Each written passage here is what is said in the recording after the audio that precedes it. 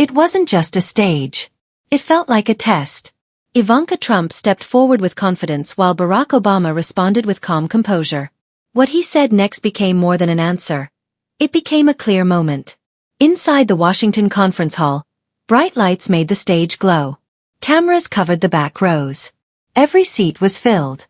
Politicians, reporters, business figures, and invited guests all waited for one thing. A rare conversation between two major American public figures, Barack Obama and Ivanka Trump.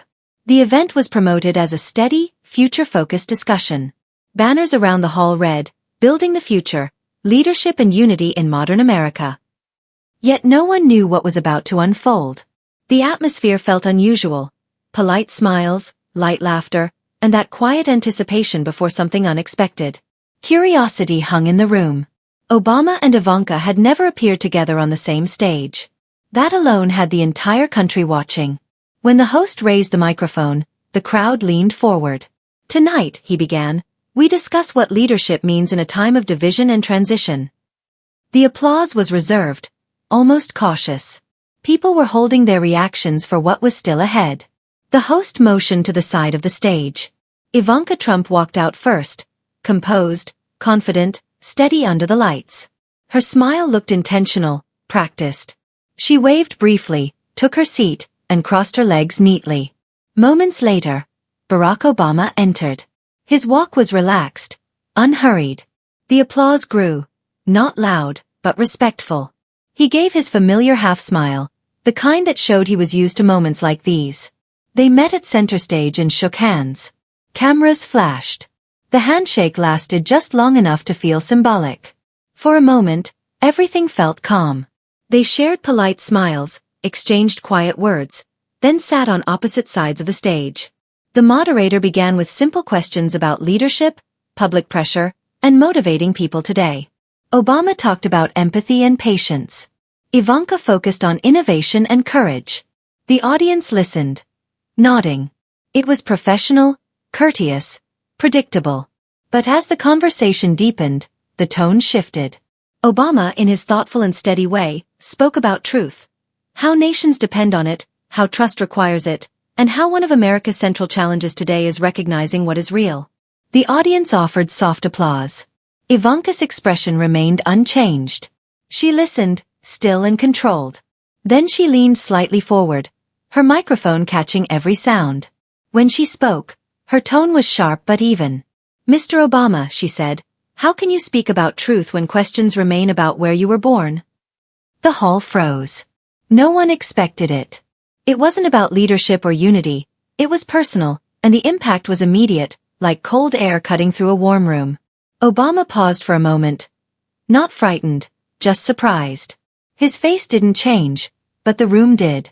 Some people gasped. Others looked around silently asking, "Did she really say that?" The rumor she referenced, Obama's birth certificate, was old, disproven, and long dismissed. Yet Ivanka revived it live, in front of a national audience. The moderator's smile vanished. Even the stage lights felt harsher. Obama stayed still, hands together, eyes fixed on Ivanka. She looked calm, almost certain, as though she had brought up something others avoided. The silence stretched long. Even the cameras held their breath. No one wanted to be the one to interrupt. Finally, Obama adjusted his microphone. He gave a short, quiet chuckle. Not amused, just acknowledging the moment. The audience sensed something important approaching. "Ivanka," he said softly, "that claim has been around for years, and it was proven false years ago." He paused, letting his words settle. "But maybe the real issue isn't where I was born. Maybe it's why some still choose to believe something that isn't true." The audience reacted. Some clapped lightly while others remained silent. Obama wasn't angry. His tone was deliberate, careful. Every word felt precise. "We're here to talk about the country's future," he continued, "not revisit old and disproven claims." Ivanka didn't look away. She crossed her arms, expression neutral. But beneath the surface, the shift in energy was clear. The room felt heavier, sharper. People in the front row leaned forward. Camera operators tightened their shots. The tension on stage was no longer only political. It had become direct and personal. Obama's tone stayed calm, but his eyes sharpened. He wasn't going to let the conversation derail. Not yet. He offered a composed smile, the familiar one that carried more meaning than emotion. I understand politics, he said. I understand some of this becomes theater. But leadership isn't performance. Leadership is about truth, even when that truth is uncomfortable. The applause grew louder. But Ivanka remained still.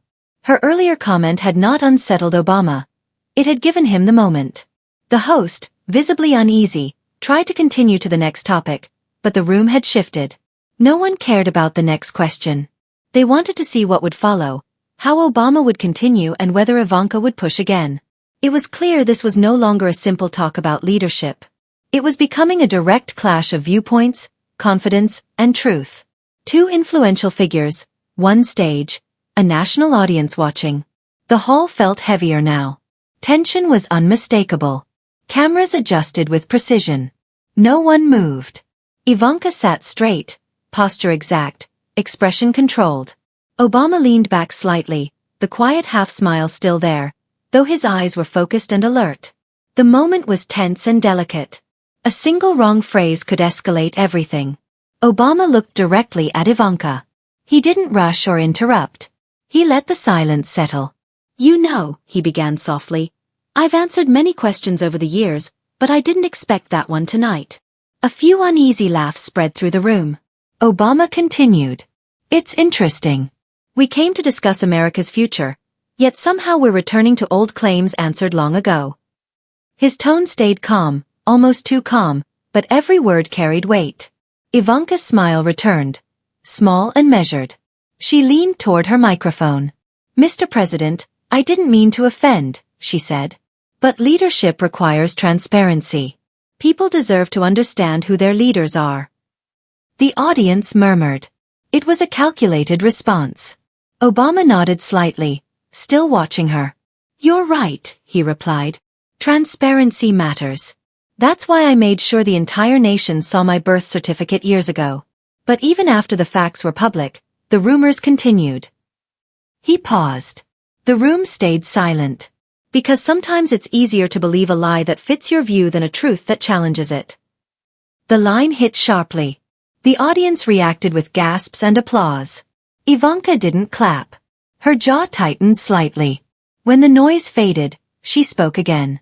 I'm not here to revisit the past, she said. I'm here to discuss leadership, and maybe the kind of leadership people are losing patience with. It was a bold point. Obama recognized it. He leaned forward, elbows on his knees.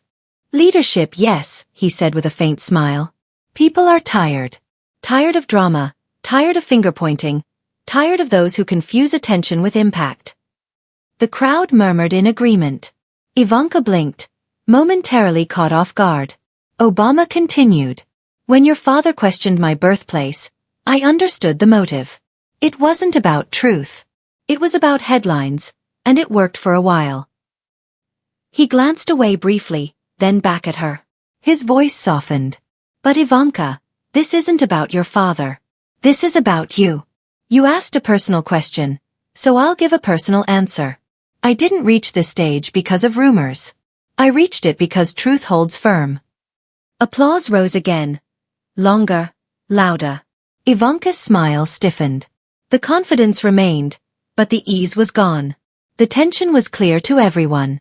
The moderator, sensing the rising pressure, attempted once more to move on. Let's return to leadership strategies, he said with a nervous laugh. Perhaps we can. But Ivanka wasn't done. She leaned toward the microphone, tone sharp. Mr. Obama, with respect, people want straightforward answers. You speak about truth, but truth and politics aren't the same. The room fell silent again. Obama studied her for a long moment, then smiled slightly wider. You're absolutely right, he said. Which is why I'm giving straightforward answers. He paused. The truth doesn't need to raise its voice, Ivanka. It just needs consistency. The audience applauded. Stronger, more confident. A few people stood. Ivanka folded her arms. Tension clear. Obama leaned back. Comfortable. He had shifted the entire room without raising his voice. He chose that moment to go further. Not to attack, but to explain. His voice softened. I know what it feels like to be misunderstood, he said. When your father challenged me, it wasn't just politics. It became personal. It affected my family. It made people question something that never should have been questioned. But I learned something from it. He turned toward her again. Whenever someone tried to pull me down with false claims, I used the truth to stand stronger. That's leadership. Not responding to anger with anger, but responding with clarity. This time the applause was loud and long. Cameras focused on Obama. Relaxed, steady, composed. Ivanka sat quietly, hands folded. She nodded once, polite but strained. The moment clearly belonged to him. The moderator smiled nervously and tried again to move forward. Thank you both, he said quickly. But the audience wasn't ready. They had witnessed something rare. Two different worlds confronting each other openly. One side represented new confidence. The other, seasoned stability and calm strength. The hall buzzed with whispers and shifting seats. Everyone sensed the exchange wasn't finished. Obama had made his point, but Ivanka still had more to say. Her expression made it clear she intended to push back harder. The tension hadn't faded. It was rising, like a storm forming. The hall felt alive. Conversations rippled quietly across the crowd. Ivanka sat still, her tightened smile revealing the pressure. Her earlier certainty showed small cracks. She glanced at the audience, then back at Obama, who remained calm, almost expecting this moment. Obama hadn't spoken for nearly 20 seconds. He simply observed, listened, and assessed. The moderator shifted uncomfortably, glancing between them, silently hoping someone would speak before the moment grew heavier. Then Obama responded in a voice that was calm, steady, and controlled. Ivanka, he said, you asked me a question about truth. He leaned forward slightly, resting his elbows on his knees. Let me ask you one. The room immediately quieted. You could almost hear the stillness settle. Who, he asked, is Baron's mother? The question was brief, just a few words, but it carried weight. Ivanka froze for a moment. Her eyes opened wider, just slightly. She blinked once, as if unsure she heard correctly. The audience inhaled together. Cameras tightened their focus. Reporters hovered over their keyboards. No one expected this turn. Ivanka tried to regain control, offering a measured smile. Excuse me, she said with a light laugh. That's not relevant. Obama didn't shift. His tone remained even. Maybe not, he said, but it's still a question. You asked for transparency, so let's apply it evenly. Another ripple moved through the crowd. The atmosphere changed.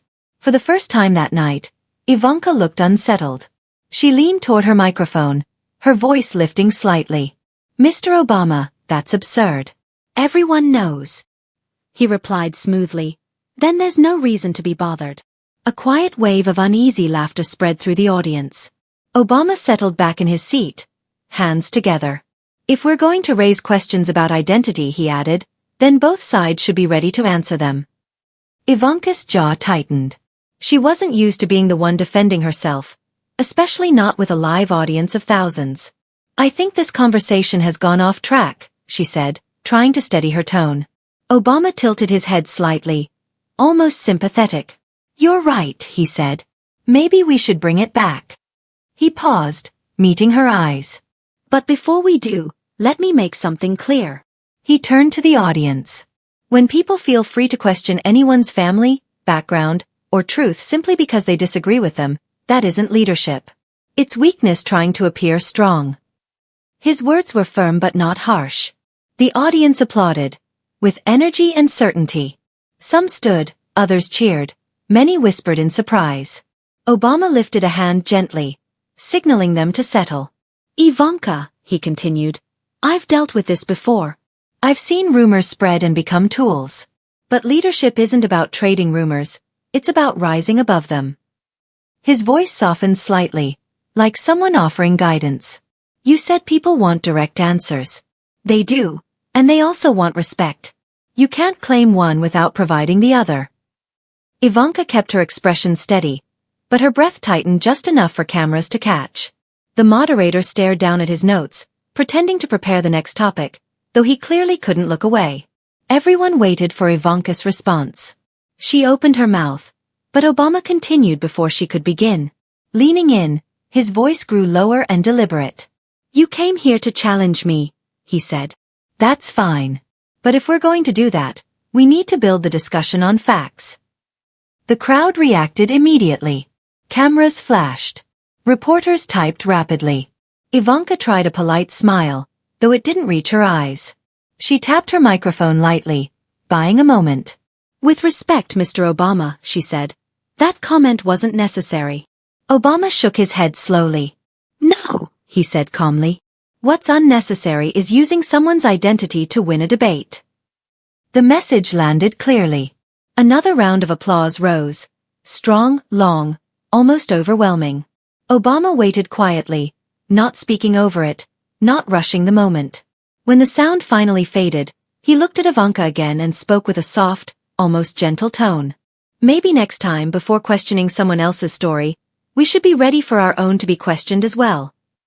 Ivanka looked down briefly, then back up with a small, controlled smile. But the confidence she carried earlier had shifted. The audience noticed. The cameras noticed. Obama had done something rare. He redirected the entire discussion without raising his voice, without showing anger, without personal attacks. He brought the argument back to principle. The moderator cleared his throat awkwardly. "All right," he said. "Let's move on to our next question on economic leadership." But the room wasn't ready. The crowd still watched the exchange closely. The atmosphere had changed. Obama sat calmly, almost peacefully. Ivanka remained composed but seemed distant, as though her thoughts were moving faster than her expression could manage. She came prepared to challenge him with suspicion, but now she was the one being challenged, this time not with rumors, but with reason. Everyone understood this was more than a debate. It was a demonstration. Patient, steady, controlled. And Obama guided it with ease. The applause eventually settled, but the tension stayed. The room felt heavy with unspoken reactions. Ivanka sat still, lips pressed together, eyes fixed on Obama. She had stepped onto the stage confident and ready to lead, but the dynamic had shifted. Obama wasn't just responding anymore.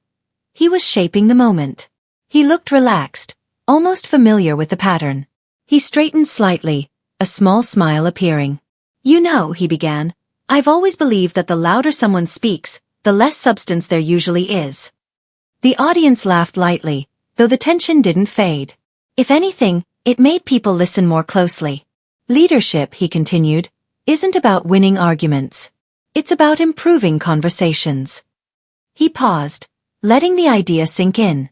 Ivanka glanced toward the moderator, perhaps hoping for a transition, but he stayed silent, drawn into Obama's steady rhythm. "You came here tonight," Obama said, addressing her directly, "to talk about the future, and I respect that. But when you bring up old disproven claims like the birth certificate issue, it reminds me how easy it is to pull the truth backward rather than push it forward." Several people in the audience nodded. The energy shifted again, from confrontation to understanding. Obama looked to the audience, not at Ivanka. His voice eased, almost instructional. "We've all played political games," he admitted. "I have. The Trumps have. Everyone has. But eventually, you learn that the games don't strengthen the country. The truth does." The applause that followed was soft, thoughtful. The room felt reflective. He continued with a steady, warm tone. "Politics has become more performance than progress. People want to win the moment instead of fix the problems. They look for drama, not direction. And the real danger isn't what's said on stage. It's what we stop paying attention to because of the noise." The cameras zoomed in. The audience listened closely. Even Ivanka, still composed, seemed caught between frustration and reluctant respect. Obama leaned forward again, looking directly at her. "When your father questioned my birth," he said slowly, "I understood the purpose. He was shaping an image, strong, bold, unfiltered. It was effective, but it also shifted how people viewed truth. It made false claims seem acceptable if they were delivered with confidence." He looked at Ivanka again. "And now, we're repeating that same pattern." Ivanka began to respond, but he raised a hand gently, not dismissively, but signaling he wasn't finished. "I'm not here to embarrass you," Obama said calmly. "I'm here to remind everyone, including you, that power has no meaning unless it's grounded in honesty." The room fell silent again. A single camera shutter clicked somewhere. "We can hold different beliefs," Obama continued. "We can even debate them. That's part of democracy. But when we begin questioning each other's basic dignity, when we push people to doubt what's already confirmed, we stop acting like leaders and start acting like performers." He paused, then added quietly, "The world doesn't need more performers. It needs adults in the room." The line moved through the audience like a slow wave. People began clapping softly, then louder as the message settled. Ivanka kept a controlled smile, nodding to hold her composure, but the point was unmistakable. Obama had turned her challenge into a message about restraint, honesty, and leadership. And he still wasn't done. As the applause faded, Obama's expression grew more serious. His voice carried a tone that felt almost personal. "I've met your father many times," he said. "We've disagreed on nearly everything, but beneath the tough talk and rehearsed lines, I've seen someone who understands political strategy better than most.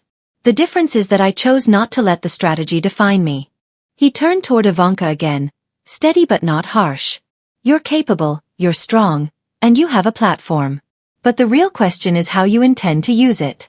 To repeat old noise or to bring clarity." The audience remained silent, absorbing every word. It wasn't anger or dominance. It was guidance, direct yet fair. Ivanka blinked slowly, her lips parting, but she didn't speak. Obama leaned back again, calm as before. "I'm not here to win," he said.